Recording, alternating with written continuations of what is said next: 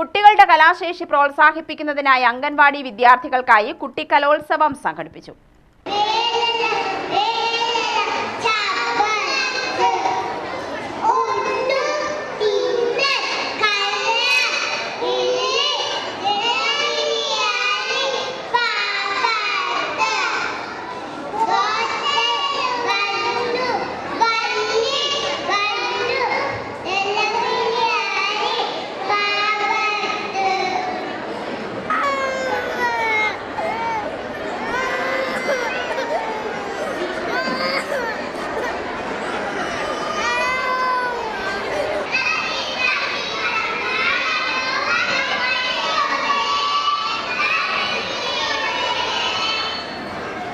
ചിറ്റൂർ തത്തമംഗലം നഗരസഭയുടെ നേതൃത്വത്തിൽ നെഹ്റു ഓഡിറ്റോറിയത്തിലാണ് കുട്ടികളുടെ കലാമേള നടത്തിയത്.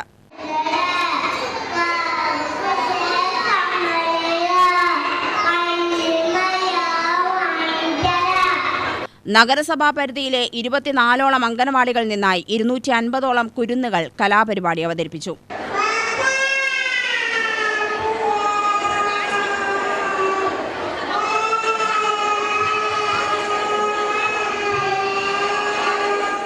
അംഗൻവാടി പ്രവർത്തകരും രക്ഷിതാക്കളും പങ്കെടുത്തു.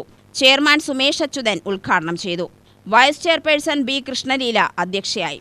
ICD supervisor AS Anitha, standing committee ചെയർമാൻമാരായ K Sheeba, R Babu, Sasikumar, councillor Athira എന്നിവർ പ്രസംഗിച്ചു. ICDS സൂപ്പർവൈസർ AS അനിത കലോത്സവത്തെക്കുറിച്ച് വിശദീകരിച്ചു.